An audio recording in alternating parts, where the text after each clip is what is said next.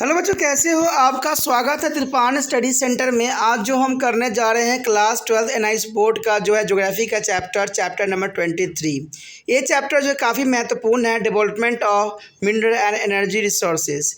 यानी देखा जाए तो भारत के खनिज एवं ऊर्जा संसाधन का विकास किस प्रकार हुआ है, इसके विषय में हम विस्तार पूर्वक यहाँ पर जो ज्योग्राफी के यानी भूगोल के चैप्टर में करेंगे। ये चैप्टर कई मायने में हर क्लास के बच्चों के लिए इंपॉर्टेंट है, चाहे वो सीबीएसई में पढ़ते हो, चाहे एनआईएस बोर्ड के बच्चे हो, चाहे यूपी बिहार बोर्ड के बच्चे हो, इवन कि जो बच्चे एग्जाम की तैयारी कर रहे हैं, कॉम्पिटिशन तैयारी कर रहे हैं, उनके लिए भी ये जो टॉपिक काफ़ी महत्वपूर्ण होगा। ठीक है, लेकिन आपको पता है टॉपिक स्टार्ट करने से पहले एक बात जो मैं हमेशा कहता हूँ, जिसको आपको सोचना भी चाहिए, विचार भी करना चाहिए और अमल भी करना चाहिए, वो ये है कि जब भी वीडियो देखिए पूरा देखिए, क्योंकि अधूरा जानकारी सदैव खतरनाक होता है। साथ में एक इंपॉर्टेंट बात ये भी रहता है, अगर आप पहली बार वीडियो देख रहे हो तो लाइक शेयर सब्सक्राइब करना मत भूलना, क्योंकि दोस्तों लाइक कीजिएगा तो बनाने वाले का मनोबल बढ़ता है, सब्सक्राइब कीजिएगा तो इससे ये होता है कि जब भी मैं कोई वीडियो डालूंगा उसका नोटिफिकेशन आपको समय रहते मिल जाएगा। और देखिए शेयर का मतलब ये होता है कि आपके थ्रू ना जाने किन बच्चों को हेल्प मिल जाए, ये आप भी नहीं जानोगे, इसलिए जो है आप शेयर जरूर करो। ठीक है, व्हाट्सएप स्टेटस पे भी लगाओ। दोस्तों एनआईएस सेंटर जो है कई मानने में बहुत से बच्चों के लिए हेल्पफुल है, चाहे वो 8th क्लास हो, 9th 10th 11th 12th हो, चाहे वो एनआईएस बोर्ड के बच्चे हों, ठीक है, चाहे बीए एमए के बच्चे हो, सभी क्लासों के लिए कुछ ना कुछ जो है त्रिपान सेंटर में उपलब्ध है। तो इसलिए आपके लिए ज़रूरी है कि आप सब्सक्राइब करके इसको चैनल को जो है सेव कर लो, नहीं तो बाद में अगर रिसर्च करोगे तो शायद आपको ये चैनल प्राप्त ना हो। तो इसलिए सोचना नहीं, विचार नहीं करना है, सब्सक्राइब करके जो है अपने पास सेव करना है। दोस्तों ये तो बात था आपके लिए, लेकिन आप देखते हैं हमारा आज टॉपिक क्या है। Today we are discussing most important chapter here, development of mineral and energy resources. That is the most important chapter here. The important point arrive here, mineral resource of India. The mineral resources of the India. This is the most important topic here. India is a rich, endowed with these minerals. Our country is possesses as a more than 100 minerals. Out of 100 minerals, there are 30 minerals which have economical significance. Some of the examples are coal, iron, oils, manganese, bauxite, and mega etc. Here, there are situations in there also is a satisfactory is the feldspar and fluorides, limestone and dolomite and the gypsums etc. That is the most important, but the resource of the petroleum and some is a non-ferrous, is a metallics minerals, especially is a copper, lead, zinc, tin, and graphite are there. Is inadequate. Non-ferrous minerals are those which do not be contain iron. You know that non-ferrous minerals are those which do not contain iron. Is a country is a fulfills is an internal demand for this is a minerals by importing them from other countries. That is important. As you have read in the history, India was least industrialized and most of the minerals were exported during to the British period. After independence, through the export of continue, but also the mineral productions has a pick up in a consonance with the increasing of industrial demand in a country. As a result, the total value of all minerals is produced in a country reaches about the rupees 744 billions in 2004 to 2005, from a rupees of 892 billions in the 1950 to 51. That is the most important here, and therefore there has been to the 834 times increase of during to the past 55 years. There is a 55 years, the most important period time here. If we look at the minerals, which break up, it has been to form that of fuel minerals is a coal, petroleum, natural gas, and lignite. There is an important minerals fuel here, accounting for about the 77% of metallics minerals from about 10%, and the non-metallic minerals from about 3% of total value of minerals produced. There is important. In metallic minerals, a category is iron ore is important, and chromite, manganese, zinc, bauxite, and copper, gold are important minerals, whereas the non-metallic categories limestone, phosphorite, andamanite, and kaolins, magnesite, barosite, and there are gypsum are important here. If we look at the individually of mineral in the term of value, then the coal 36.65% of flowing by the petroleum air 25.48%. Natural gas air 12.02% and iron ore is a 7.27%. Lignite is a 2.65% and the limestone is only at 2.15% and chromite is a 1.1%. That is important. And a few minerals that is a contributor more than 1% each of the total value of all the mineral produced in the country. Till now, we have details discuss about the mineral that are found in our country, their economical significance. In the next section, we will be find out the geographical distribution. You know that next topic here spatial distribution of mineral and energy resources. There are next. यदि बात करें भारत के खनिज संसाधन की तो देखा जाए तो भारत कहते हैं संसाधनों से भरपूर है और भारत में बहुत से ऐसे अवसर हैं जहां पर इसका जो है बखूबी इस्तेमाल किया जा सकता है।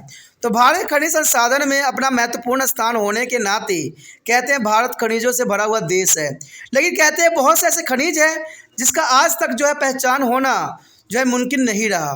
तो ये काफ़ी महत्वपूर्ण बात है कि भारत खनिज संसाधन के रूप में देखा जाए तो यहाँ पर जो है भारत प्रचुर खनिज निधि से संपन्न है। ठीक है, भारत की जो है कहते हैं विविधताएं देखना आम बात है और कहते हैं यहाँ पर जो हर चीज़ की जो है बेखूबी सभी चीज़ की मात्रा जो है बेखूबी पाई जाती है, जो कि इम्पोर्टेंट रहता है। हमारे देश में कहते हैं 100 से अधिक खनिज के प्रकार मिलते हैं और इसमें सिर्फ 30% पदार्थ ऐसे जिनका आर्थिक महत्व बहुत अधिक है। देखिए बात यहाँ महत्वपूर्ण है कि 100 से अधिक खनिज जो हमें भूपट्टियों से मिलते हैं, लेकिन इसमें कहते हैं 30 खनिज पदार्थ ऐसे हैं जिनका देखा जाए तो आर्थिक रूप से बहुत ही काफ़ी महत्वपूर्ण है, यानी 30 का जो है काफ़ी महत्व रखता है यहाँ पर। उदाहरण स्वरूप के लिए कोयला, लोहा, मैग्नीज, बैक्साइड, अवरक इत्यादि, यानी हम देखिए तो बहुत काफ़ी महत्वपूर्ण जो है तत्वों में कोयला, लोहा, मैग्नीज, बैक्साइड, अवरक इत्यादि यहाँ सम्मिलित है। तो ये काफ़ी महत्वपूर्ण है। कोयला के विषय में तो आपको पता ही होगा, लोहा भी आपको पता ही कितना महत्वपूर्ण है, मैग्नीज हो या बैक्साइड, अवरक हो, इन चीज़ों का जो है भारत में काफ़ी महत्वपूर्ण रहता है और इसका उपयोग भी होता है। दूसरे खनिज जैसे जो है सल्फर, क्लोराइड, चूना पत्थर, डेलोमाइट्स, जिस के मामले में भारत में इसकी स्थिति संतोषप्रद है, यानी देखा जाए तो इन चीज़ का भी जो है मात्रा भारत में पर्याप्त है। परंतु पेट्रोलियम तथा अन्य अलोह धातु अयस्क जैसे तांबा, जस, टीन, ग्रेफाइट इत्यादि में भारत में इसकी स्थिति संतोषप्रद नहीं है। यानी देखा जाए तो भारत में जो है तांबा, जस्ता, टीन, ग्रेफाइट इत्यादि में जो है भारत का अच्छा स्थान नहीं है और इसमें जो है भारत पिछड़ा हुआ है। इन संसाधनों के भारत में नहीं मिलना भारत के लिए काफ़ी जो है प्रॉब्लम रहता है। तभी तो आप देखोगे कि ग्रेफाइट हो, तांबा हो, जस्ता हो, टीन हो, काफ़ी महंगे मिलते हैं क्योंकि भारत में इसका भंडार बहुत ही कम है और सीमित है। कहते हैं अलोह खनिज में जिनमें लोहे तत्व नहीं होता है, भारत देश में इन खनिजों की आंतरिक मांगों की आपूर्ति बाहर के देशों से आयात करके की जाती है। तभी तो कहते हैं अगर कोई तार खरीदने जाओ आप तांबे की तो आपको पता है बहुत कॉस्टली होती है और तांबा भारत में बहुत ही महंगे रहते हैं, इसलिए इसको जो है दूसरे देशों से आयात की जाती है और इससे जो है हमारे बहुत बड़ा जो है धनराशि इसमें व्यय होती है। तो ये काफ़ी महत्वपूर्ण है बात था कि भारत खनिज संसाधनों के रूप में किस प्रकार है, आगे है। जैसा कि आपने इतिहास में पढ़ा होगा कि अंग्रेज के हुकूमत के दौरान भारत के अधिकांश खनिज निर्यात कर दिए जाते थे, यानी भारत का मैक्सिमम जो था अंग्रेज के समय ही जो है जितने भी खनिज थे वो बर्बाद हुए थे। किंतु स्वतंत्रता के बाद भी भारत के खनिज पदार्थ का निर्यात हो रहा है। भारत खनिजों का दोहन देश के औद्योगिक इकाई द्वारा जो है खपत की मांग के अनुरूप भी बढ़ा है। परिणाम स्वरूप भारत में खनिजों के जो है कुल दोहन का मूल्य 2004 से 2005 में लगभग जो है 744 अरब रुपया तक पहुंच गया है, जो वर्ष 1950 से 51 में जो मात्र सिर्फ जो थी 89.2 करोड़ रुपए ही थी, यानी 89.20 जो है करोड़ रुपया थी, जो कि बहुत कम था। लेकिन आज देखिए 2004 और 5 की बात कीजिए तो जहाँ पर 744 अरब रुपया पहुंच गया है। तो ये काफ़ी जो है बहुत बढ़ते हुए आंकड़े को यहाँ प्रदर्शित कर रहा है और इसका अर्थ यह हुआ कि पिछले 50 वर्षों में 834 गुना वृद्धि हुई है। तो इसमें कोई दो राय नहीं है। कहते हैं 50 वर्षों में देखा जाए तो ये काफ़ी जो है दुगनी हुई है, जो कि काफ़ी महत्वपूर्ण है। खनिज पदार्थों के अलग अलग करके देखें कि उपयुक्त मूल्य में किसका कितना योगदान है, तो स्पष्ट हो जाता है कि ईंधन के रूप में प्रयुक्त जो है खनिज जैसे कोयला, पेट्रोलियम, प्राकृतिक गैस, ग्रेनाइट का योगदान 77% था और धात्विक खनिज का जो है 10% ही रह गया और अधात्विक खनिज का योगदान सिर्फ 8% है। तो आप समझ सकते हो कि भारत में कैसे जो है इस खनिजों का डिस्ट्रीब्यूशन हो रखा है और इसके विषय में हम आगे पढ़ेंगे और आगे डिस्कस भी करेंगे इसके ऊपर। धात्विक खनिज के अयस्क, लोह अयस्क, क्रोमाइट, मैंगनीज, जिंक, बक्साइड, ताम्र अयस्क, स्वर्ण अयस्क है, जबकि अधात्विक अयस्क में चूना पत्थर, फास्फोराइट, डोलोमाइट, कैबोलिन, मिट्टी एंड मैग्नेसाइट, बेराइट और जिप्सम आदि आता है, जो कि काफ़ी महत्वपूर्ण अपना स्थान रहता है। यदि खनिज के जो है सकल मूल्य में इसका अलग अलग योगदान देखें तो कहते हैं कोयला का जो है 36.65% है।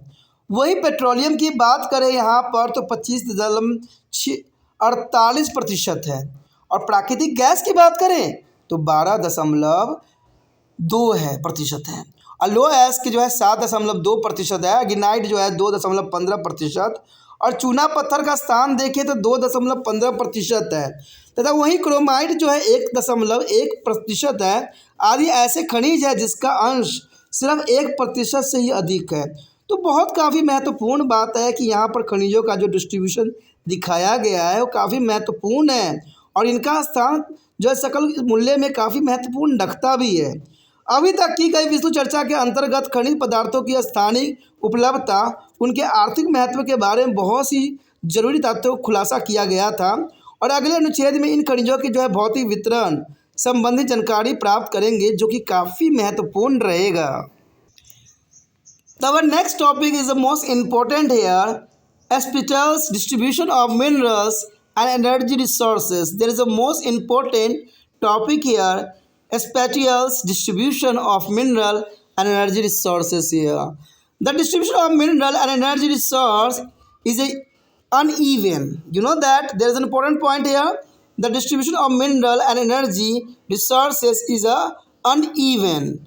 It's because occurrence of mineral resources are associated with their content types of geographically formation.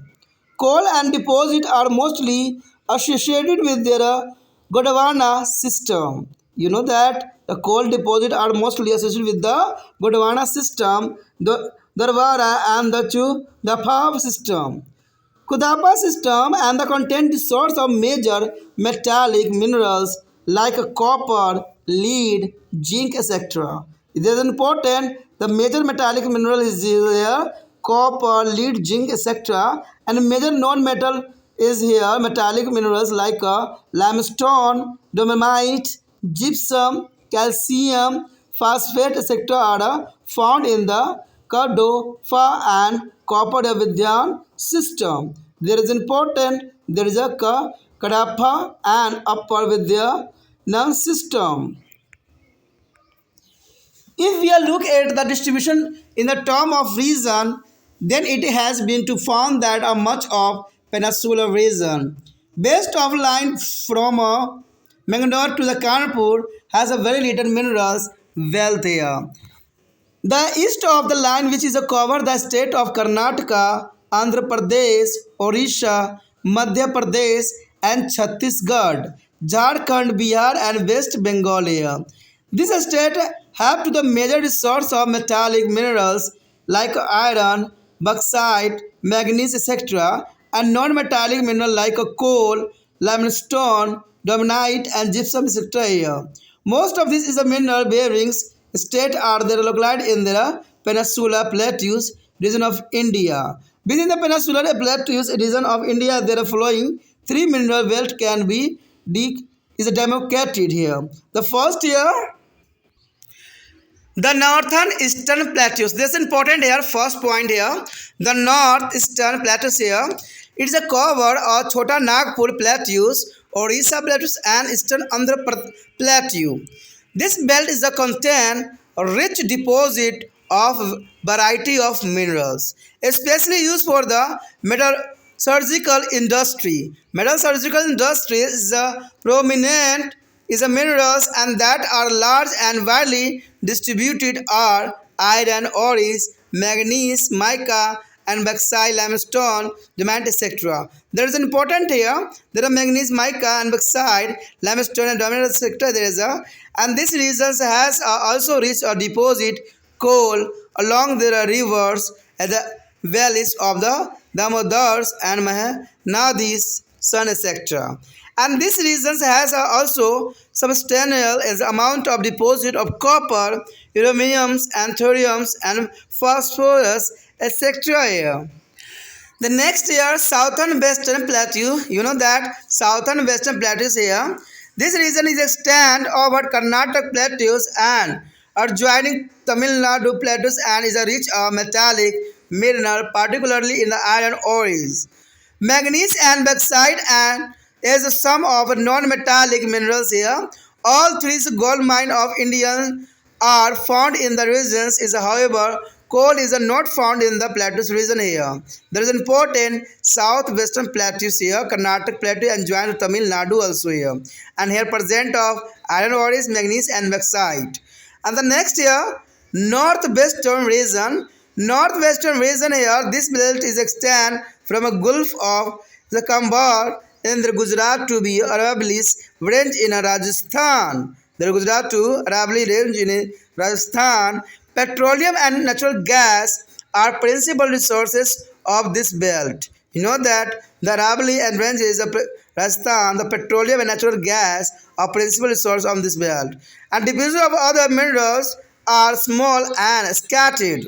There is a deposit of other minerals here, scattered here. And however, it is now for the reserve and production of several non-ferrous metallic, particularly is copper, silver, lead, and zinc here. And outside of this is a mineral belt, Upper Brahmaputra Valley. There is Upper Brahmaputra Valley in a significance petroleum producing area, whereas the Kerala is a process of the enormous is a concentration of heavy mineral sand. Outside of this above mentioned area, mineral deposits are very poor. Scattered and reserve are inconsistent. In the next section, we will be discuss about the mineral fuel and minerals. Under there is a mineral fuel. We will be discuss coal, petroleum, natural gas, and atomic mineral, namely uranium and thorium. Under is the mineral contain of selective minerals. Under the ferrous and non-ferrous category will be discussed here. यहाँ पर जो हमारा अगला topic आया है खनिज पदार्थ एवं ऊर्जा संसाधनों के स्थानीय वितरण। तो काफ़ी महत्वपूर्ण बात यहाँ रखता है खनिज पदार्थों का एवं जो है ऊर्जा संसाधन का जो है वितरण किस प्रकार होता है भारत में। तो ये जानना काफ़ी दिलचस्प रहेगा और इसके वितरण के विस्तार पूर्वक हम यहाँ चर्चा करेंगे। तो आप बने रहें त्रिपाण स्टडी सेंटर के साथ। तो देखिए सबसे पहली बात तो यही आता है कि भारत में खनिज एवं ऊर्जा संसाधनों का वितरण बहुत ही असामान्य और अनियमित है। आपको पता है कि भारत की जलवायु भी असमांतर था, यानी कहीं जलवायु कुछ प्रकार की होती, कहीं कुछ प्रकार की। तो कहते हैं संसाधन का भी कुछ ऐसा ही हालत यहाँ पर भी है। कहते हैं भारत में खनिज एवं ऊर्जा संसाधन का वितरण बहुत ही असामान्य और अनियमित है। कहीं संसाधन अधिक है तो कहीं कम है, यानी डिस्ट्रीब्यूशन देखा जाए तो एक जैसा नहीं है।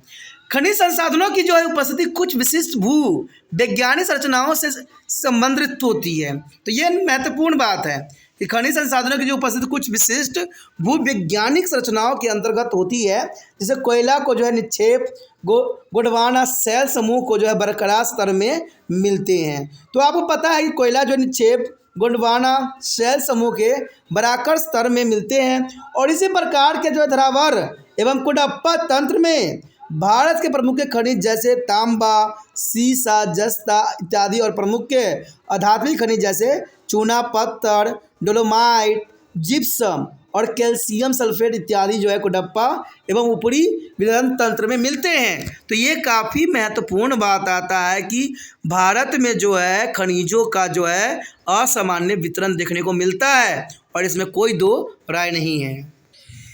यदि हम इन खनिज पदार्थों के देश के विभिन्न भागों में वितरण को ध्यान से देखें तो स्पष्ट हो जाएगा कि भारतीय प्रायद्वीप के उस भाग में जो मंगोलर से कानपुर को जोड़ने वाला रेखा के पश्चिम में है और बहुत ही कम मात्रा में खनिज पाए जाते हैं।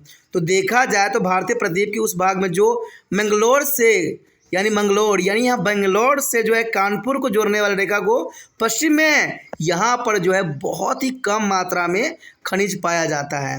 और इस रेखा के पूर्वी भाग को अगर हम देखें जिसके कर्नाटक, आंध्र प्रदेश, उड़ीसा, मध्य प्रदेश, छत्तीसगढ़, झारखंड, बिहार एवं पश्चिम बंगाल के क्षेत्र आते हैं, तो ये काफ़ी महत्वपूर्ण है। और इन राज्यों में जो है धात्विक खनिज अयस्क जैसे लोहा, बक्साइट, मैग्नीज इत्यादि के प्रचुर भंडार है।